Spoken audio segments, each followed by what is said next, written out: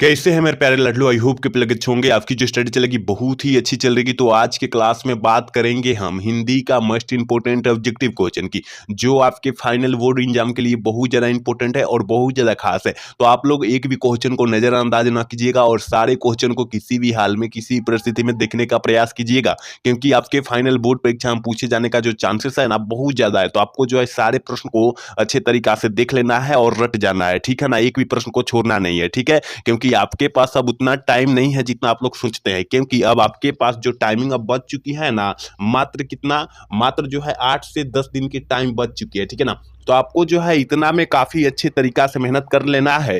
अब जो है ना इस तरह से पढ़ना है, जो आप पढ़ लिए हैं उसी को रिवीजन करना है। अब दूसरा क्वेश्चन नहीं देखना है, ठीक है ना, क्योंकि जितना आप लोग पढ़ लिए हैं उतने को ही रिवीजन कीजिएगा तो बेहतर रहेगा। क्योंकि नए नए क्वेश्चन देखिएगा ना तो आपका जो याद रहेगा वो भी क्वेश्चन भूल जाइएगा, ठीक है ना। तो आपको जो है ना जितना पढ़ लिए हैं उतना को आप रिवीजन जो है अच्छे तरीका से कर लीजिए और आपका जो है हिंदी में रिजल्ट जो है बेहतर से बेहतर आ जाएगा, ठीक है ना। तो आप लोग जो है रिवीजन केवल कीजिए, ठीक है ना, रिवीजन कीजिए, नए क्वेश्चन के फेर में मत लगिए, ठीक है, क्योंकि आज 8 से 10 दिन है और इतने में मेहनत अच्छे तरीका से होनी चाहिए, ठीक है ना। और हम अपने क्वेश्चन की तरफ बात करेंगे, ठीक है।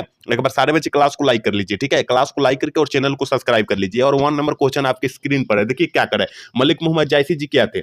मलिक मोहम्मद जायसी जी क्या थे आपको पता होनी चाहिए ना मेरे भाई, कि मलिक मोहम्मद जायसी जी क्या थे। तो हमने आपको एक क्वेश्चन बतलाया था कि मलिक मोहम्मद जायसी जी क्या थे, फकीर थे। ऑप्शन जो हो जाएगा सी वाला सही हो जाएगा। और साथ में ये भी हमने बतलाया था, जन्म मरण बतलाया था। तो जन्म याद रखिएगा 1492 ईस्वी में हुआ था और मृत्यु जौन हुआ था 1548 ईस्वी में हुआ था। दोनों आप लोग याद रखिएगा, क्योंकि दोनों फाइनल बोर्ड परीक्षा के लिए बहुत ज्यादा इंपॉर्टेंट है, ठीक है ना। क्योंकि आपके फाइनल बोर्ड परीक्षा में दोनों में तीनों में से कौन एक क्वेश्चन पूछ देगा, ठीक है, तो आपको याद रखना है, ठीक है। अगला क्वेश्चन की तरफ बात करेंगे।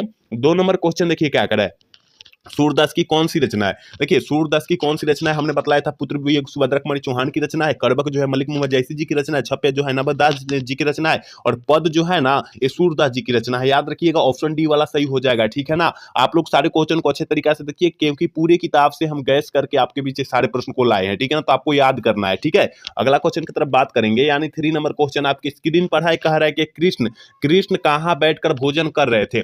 कृष्ण जी कहाँ बैठकर जो है भोजन कर रहे थे? तो आपको पता होनी चाहिए ना कि नंद जी की गोद में जो है कृष्ण भोजन कर रहे थे। याद रखिएगा ऑप्शन ए वाला सही हो जाएगा। बहुत इंपॉर्टेंट क्वेश्चन आज के क्लास में लाए हैं, तो आप लोग इंपॉर्टेंट क्वेश्चन को अच्छे तरीका से देखिएगा, क्योंकि 8 फरवरी को गर्दा मचा देना है सारे प्रश्न को ले जाकर, ठीक है। अगला क्वेश्चन यानी 4 नंबर क्वेश्चन करेगा, प्रस्तुत पद में कृष्ण को किनकी सूचना दी गई थी? बहुत इंपॉर्टेंट है ये प्रश्न, जो है बहुत इंपॉर्टेंट है कि प्रस्तुत पद में कृष्ण को किनकी सूचना दी गई थी। तो हमने क्या बोला था? भोर होने का, ठीक है ना, भोर होने का। याद रखिएगा ऑप्शन सी वाला सही हो जाएगा, क्योंकि हम ऑलरेडी ये बतला चुके हैं सारे प्रश्न को, ठीक है ना। ये रिवीजन के तौर पर आपके जो है रिवीजन के तौर पर क्लास चल रहा है, तो आपको जो है अच्छे तरीका से ये सारा प्रश्न को रट जाना है, ठीक है।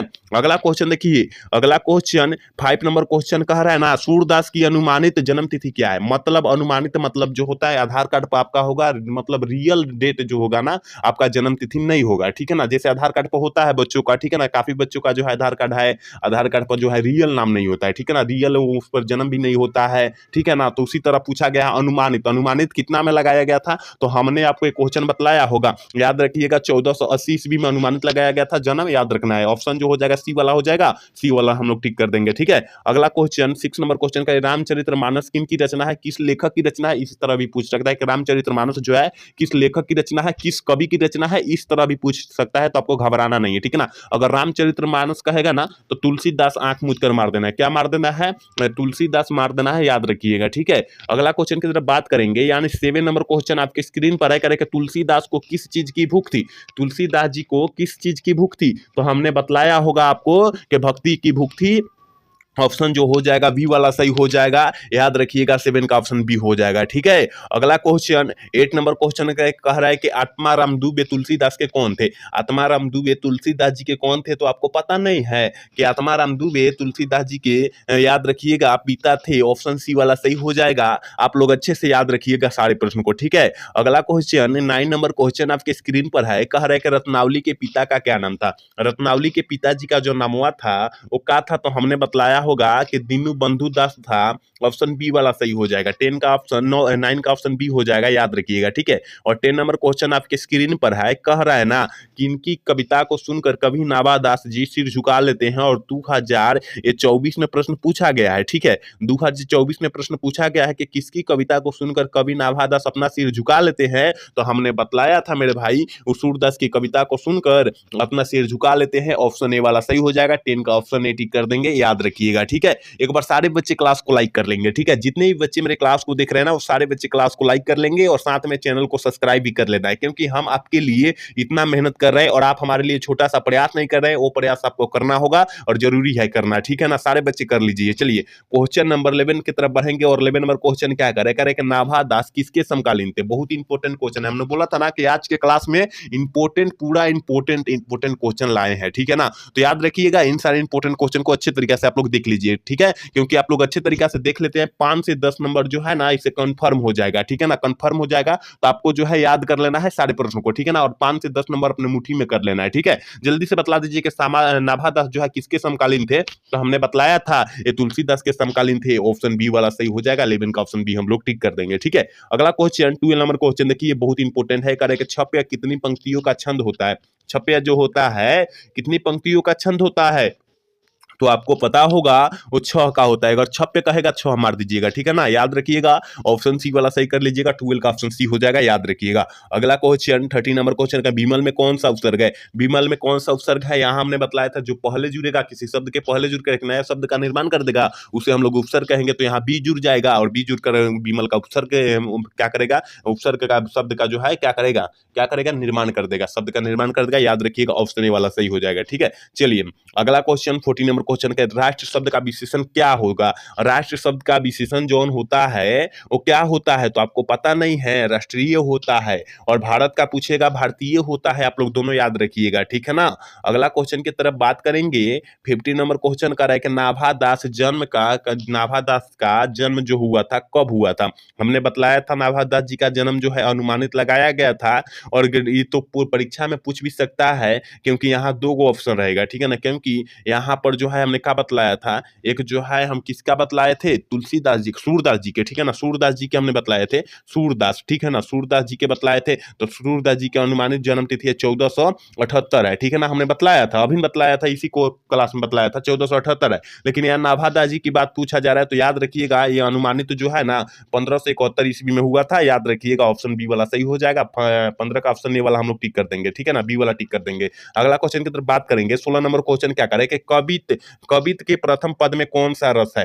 कवित के मतलब कवित जो है पाठ लिखे हैं भूषण जी लिखे हैं, और भूषण जी के प्रथम पद में कौन सा रस पाया जाता है, आपको पता नहीं है, याद रखिएगा, वीर रस पाया जाता है। क्योंकि जो बच्चा कल के 8 बजे वाला 7 बजे 6 बजे वाला क्लास देखा होगा ना, 6 बजे क्लास देखा होगा शाम को, तो उस मार देगा इसको, ठीक है ना, इसको मार देगा, याद रखिएगा। चलिए क्वेश्चन नंबर 17 क्या कह रहा है, 17 नंबर क्वेश्चन कह रहा है कि छत्रसाल की तलवार में कौन सा रूप धारण कर रखा था। छत्रसाल की तलवार ने कौन सा रूप को धारण कर रखा था, तो ये हमने बतलाया था। अगर रूप कहेगा तो रौद्र रूप मारिएगा, क्या रौद्र रूप मारिएगा, ऑप्शन ए वाला सही कर लीजिएगा। 17 का ऑप्शन जो हो जाएगा ये हो जाएगा, ठीक है। 18 नंबर क्वेश्चन आपके स्क्रीन पर है, कह रहा है ना निम्न में से कौन सी रचना प्रसाद जी की नहीं है। कौन सी रचना जो है प्रसाद जी की नहीं है, तो याद रखिएगा चित्रधार जो होता है प्रसाद जी की, यानी जयशंकर प्रसाद जी की रचना होता है। झरना जो होता है जयशंकर प्रसाद जी की रचना है। आंसू जो होता है ये भी जयशंकर प्रसाद जी की रचना है। लेकिन साकेत जौन होता है ना, ये जयशंकर प्रसाद जी की रचना नहीं होता, याद रखिएगा। ऑप्शन डी वाला सही हो जाएगा, ठीक है।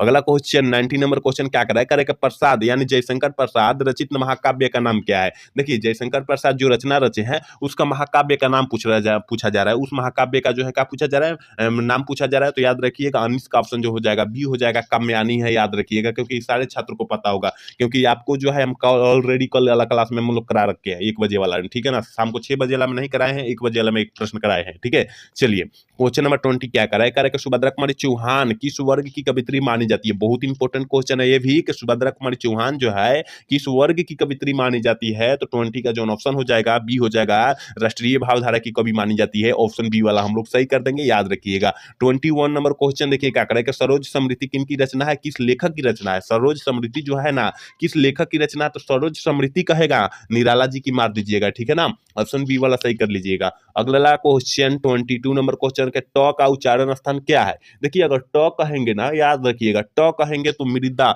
मृदा हो जाएगा, ऑप्शन ए वाला सही हो जाएगा। इनमें से कोई भी आएगा, ट आए, ठ आए, ड आए, इनमें से कोई भी आए ना, पांचों में से कोई भी आ जाए, मान लीजिए कि ट ठ ड ढ न होता है, अड़ होता है, उसमें से जो है ना कोई भी आ जाए, आप लोग मृदा दंत मार दीजिएगा, ठीक है ना। चलिए अगला क्वेश्चन 23 नंबर क्वेश्चन कह रहा है ना, व्याकरण की दृष्टि से अपनापन शब्द है, व्याकरण की दृष्टि से जो है अपनापन शब्द में क्या है, ठीक है ना। अपनापन देखिए, अपनापन मतलब जो होता है अपना आदमी, ठीक है ना, अपना आदमी होता है, अपना अपना व्यक्ति होता है, याद रखिएगा। तो अपना जो होगा उससे लगाव तो होबे करेगा, यानी आपसे जो है प्रेम होगा, उनसे जो है प्रेम होगा अपना आदमी से, ठीक है ना। जैसे भाई हो गए, पिताजी हो गए, माताजी हो गए, जब प्रेम होगा तभी ना आपका भाव वहां हो जाएगा, भाव का बोध होगा, प्रेम का बोध होगा, यानी भाववाचक संज्ञा का उदाहरण हो जाएगा।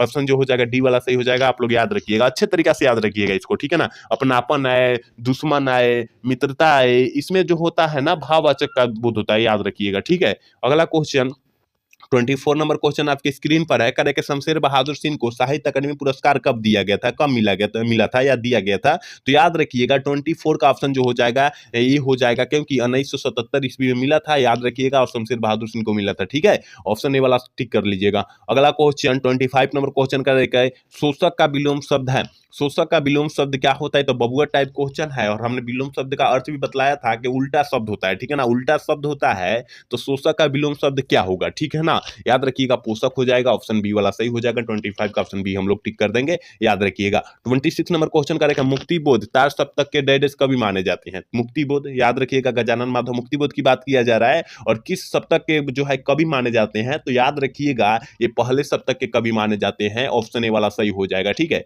चलिए क्वेश्चन नंबर 27 क्या करे, एंड 27 क्या करेगा, मुक्ति बोध जी का जन्म कब हुआ था। गजानन माधव मुक्ति बोध जी का जन्म पूछा जा रहा है कि कितने बजे हुआ था, तो याद रखिएगा 27 का ऑप्शन जो हो जाएगा बी हो जाएगा, रात्र 2 बजे हुआ था, ऑप्शन बी वाला सही कर देंगे, ठीक है। अगला क्वेश्चन 28 नंबर क्वेश्चन करें, अधिनायक में कौन सा उपसर्ग है। अधिनायक में कौन सा उपसर्ग है, हमने कहा बोला था, जो शब्द के पहले जुड़ेगा उससे हम लोग उपसर्ग बोलेंगे, यानी अधि जो हो गया जुड़ गया है, और नायक यानी दो शब्द हो जाएगा, ठीक है ना, दो शब्द यहाँ हो जाए, अधि प्लस नायक यानी दो शब्द हो जाएगा, और यहाँ जुड़ने से जो है एक नया शब्द बन जाता है, दोनों को जोड़ने से एक नया शब्द बन जाएगा, उसे हम लोग उपसर्ग बोलते हैं, यानी अधि जो जाएगा उपसर्ग हो जाएगा, ऑप्शन ए वाला सही हो जाएगा। चलिए अगला क्वेश्चन 29 नंबर क्वेश्चन करेगा, रघुवीर सहाय किस काल के कवि थे।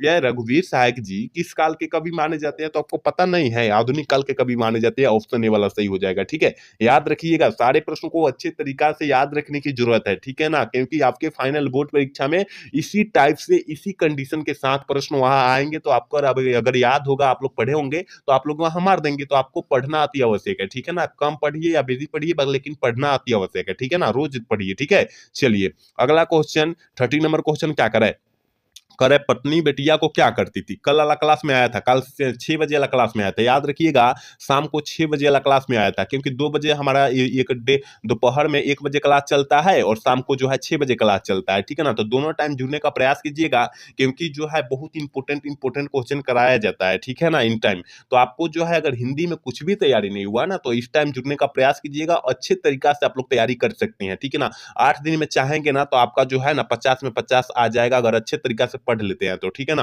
तो आप लोग इस टाइम जुड़ने का प्रयास न कीजिएगा, ठीक है। जल्दी से बतला दीजिए कि पत्नी बेटिया जो है क्या करती थी, तो याद रखिएगा समझाती थी, ऑप्शन बी वाला सही हो जाएगा, क्योंकि कल के क्लास 6 बजे वाला में आया था, ठीक है। चलिए क्वेश्चन नंबर 31 क्या करे, 31 नंबर क्वेश्चन का, किसकी बात पर कोई ध्यान नहीं दे रहा था। बहुत इंपॉर्टेंट है भी क्वेश्चन है कि किसकी बात पर जो है ना कोई ध्यान नहीं दे रहा था, बूढ़ा मस्क्वाले के बात पर जो है ना कोई ध्यान नहीं दे रहा था, ऑप्शन बी वाला सही हो जाएगा, ठीक है। अगला क्वेश्चन 32 नंबर क्वेश्चन का, अप्रकाशित शब्द में कौन सा पढ़ते हैं। अप्रकाशित, प्रकाशित इत आ रहा है ना, प्रकाशित इत आ रहा है, लास्ट में अगर शब्द उच्चारण करे तो इत आ रहा है, ठीक है ना, इत आ रहा है, तो ऑप्शन जो हो जाएगा बी वाला सही हो जाएगा, याद रखिएगा, ठीक है। अगला क्वेश्चन 33 नंबर क्वेश्चन आपके स्क्रीन पर है, देखिए करे कि वैसी संज्ञा जिसके खंड समर्थक होते हैं उन्हें हम लोग क्या कहते हैं। वैसी संज्ञा जिसके खंड समर्थक होते हैं उसे हम लोग क्या कहते हैं। देखिए खंड समर्थक होखेगा उसका जो हो उससे तो हम लोग यौगिक कहेंगे, क्या कहेंगे, यौगिक कहेंगे, ठीक है ना, यौगिक कहेंगे। लेकिन जिसका खंड समर्थक न हो, जिसका खंड समर्थक न हो उसे हम लोग रूढ़ कहते हैं, क्या कहते हैं, रूढ़ कहते हैं। दोनों क्वेश्चन को याद रखना है, ठीक है ना।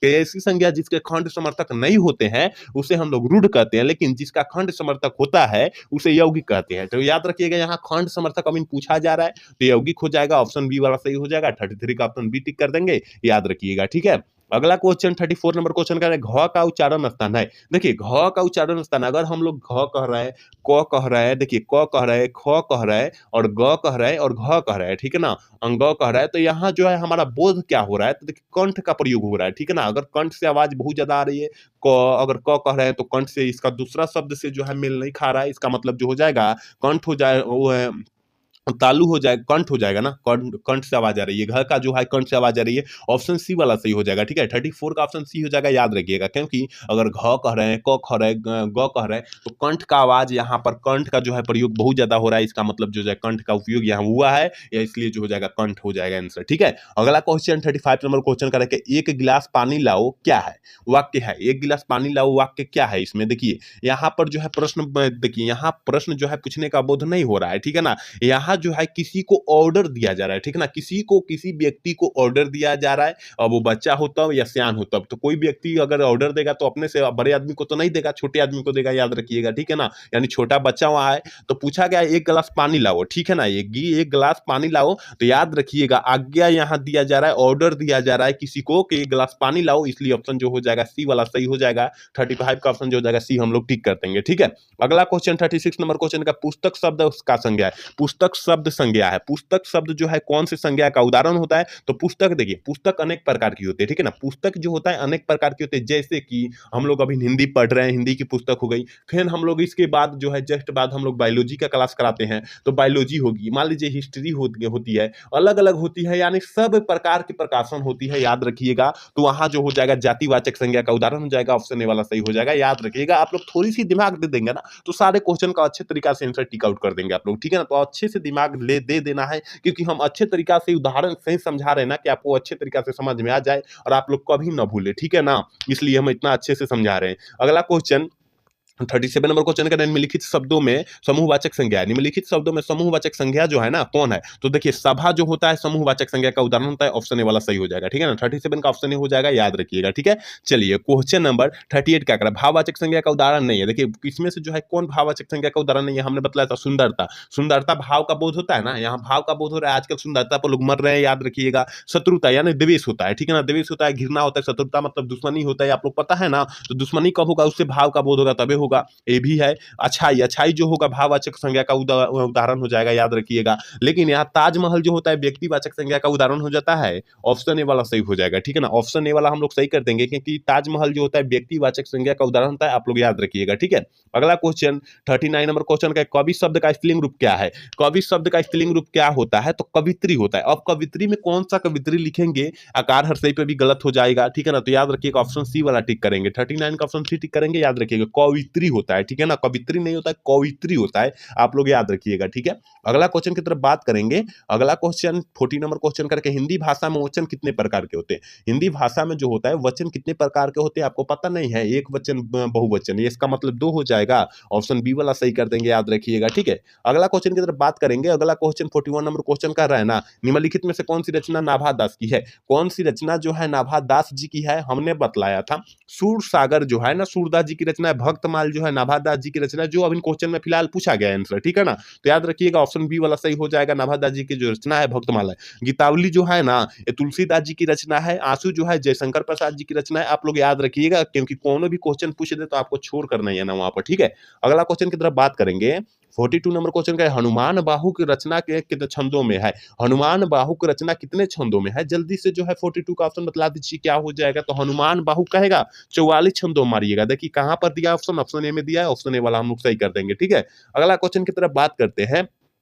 43 नंबर क्वेश्चन करेगा, तुलसीदास किस काल के कवि माने जाते हैं। बहुत ही इंपॉर्टेंट क्वेश्चन है मेरे भाई, कि तुलसीदास जी किस काल के कवि माने जाते हैं। तो आपको पता होनी चाहिए ना कि भक्ति काल के कवि माने जाते हैं, ऑप्शन बी वाला सही हो जाएगा, याद रखिएगा। एक बार सारे बच्चे क्लास को लाइक कर लेंगे, ठीक है ना, जितने भी बच्चे क्लास में जुड़े हुए हैं वो सारे बच्चे क्लास को लाइक करके और चैनल को सब्सक्राइब कर लेंगे, क्योंकि हम आपके लिए इतना मेहनत कर रहे हैं और आप हमारे लिए छोटा सा प्रयास नहीं कर रहे हैं, वो प्रयास आपको करना होगा, ठीक है ना, वो प्रयास आपको करना होगा, याद रखिएगा। अगला क्वेश्चन की तरफ बात करेंगे। 44 नंबर क्वेश्चन का तुलसीदास का मूल नाम क्या था। बहुत इंपॉर्टेंट क्वेश्चन है कि तुलसीदास जी के मूल नाम क्या था या बचपन का नाम क्या था, इस टाइप से भी क्वेश्चन पूछा जाएगा, ठीक है ना। मूल नाम पूछ देता हूँ या बचपन का नाम पूछ देता हूँ, आपको ध्यान देना है। देखिए तुलसीदास जी बचपने से ही जो है ना, बचपने से जी हो राम भक्त थे, ठीक है ना। राम भक्त यानी राम जी के पूज्य थे, याद रखिएगा, राम जी को मानते थे, पूजते थे, बहुत ज्यादा मतलब भक्ति में हम क्या थे, मग्न थे, ठीक है ना। तो इसलिए जो है वहां के लोग देखे और घर के लोग देखे तो इसको जो है ना बचपने में राम बोला के नाम से पुकारने लगे।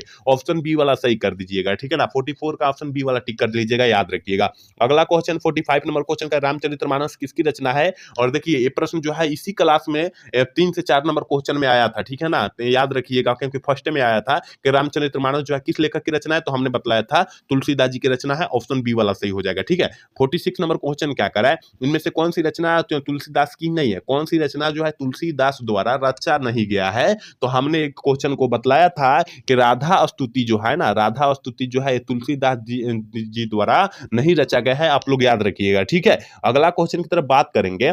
47 नंबर क्वेश्चन का है कि सूरदास के संकलित पदों में कौन सा रस पाया जाता है। सूरदास के जो है संकलित पद रचे हुए है ना, उसमें कौन सा रस पाया जाता है, तो याद रखिएगा उसमें वात्सल्य रस पाया जाता है। ऑप्शन बी वाला सही हो जाएगा। 48 नंबर क्वेश्चन क्या करे कि सूरदास किस मार्ग में दीक्षित हुए हैं। सूरदास जी किस मार्ग में जो हुए हैं ना, दीक्षित हुए हैं। 48 का ऑप्शन बतला दीजिए क्या हो जाएगा, तो याद रखिएगा पुष्टि मार्ग, क्योंकि हमने काफी बारे क्वेश्चन आपको बतलाया भी है, ठीक है। ऑप्शन सी वाला सही हो जाएगा। अगला क्वेश्चन देखिए 49 नंबर क्वेश्चन करे कि सूरदास के रचनाओं की भाषा क्या थी। मतलब सूरदास जी अपना रचना को रचे थे, उस रचना का नाम पूछ रहा है, वो भाषा पूछ रहा है, ठीक है ना। भाषा पूछ रहा है कि उस मतलब भाषा का क्या था, रचनाओं का भाषा क्या था, तो याद रखिएगा ब्रज भाषा था। क्या था, ब्रज भाषा था। ऑप्शन बी वाला 49 का ऑप्शन बी वाला हम लोग टिक कर देंगे। और आज के क्लास के लास्ट क्वेश्चन यानी 50 नंबर क्वेश्चन है, और इतना ही क्वेश्चन हमने लाया है, याद रखिएगा। जल्दी से बतला दीजिए इसका आंसर क्या हो जाएगा। वात्सल्य के विश्व में अद्वितीय कवि कौन थे। वात्सल्य के विश्व में अद्वितीय कवि कौन थे, तो याद रखिएगा आपको पता नहीं है। वात्सल्य जब कहेगा सूरदास मारेंगे, ऑप्शन ए वाला सही हो जाएगा, क्योंकि सूरदास जी महान कवि है, सब लेखक से महान कवि सूरदास जी है, याद रखिएगा, ठीक है ना। तो यहाँ हमने 50 क्वेश्चन आपके बीच पूरे किताब से निचोड़ हमने कराया, और काफी अच्छे तरीका से कराया। आप लोग अच्छे तरीका से पूरे क्लास को देखे होंगे तो 5 से 10 नंबर अपने मुट्ठी में कर लिए होंगे। अगर नहीं भी देखे हैं तो देख लीजिए, 5 से 10 नंबर अपने मुट्ठी में कर लीजिए। 50 क्वेश्चन देखिए और 5 से 10 नंबर क्वेश्चन अपने मुट्ठी में कर लीजिए, क्योंकि बहुत इंपॉर्टेंट क्वेश्चन हमने कराया है, याद रखिएगा आप लोग सारे प्रश्नों को, ठीक है ना। और आज का क्लास कैसा लगा, अगर अच्छा लगा हो तो कमेंट जरूर कीजिएगा, और कमेंट में यह करना है कि आज का क्लास अच्छा लगा हो तो एक बार चैनल को सब्सक्राइब भी कर लेना है और लाइक भी कर लेना है। जय हिंद, जय भारत।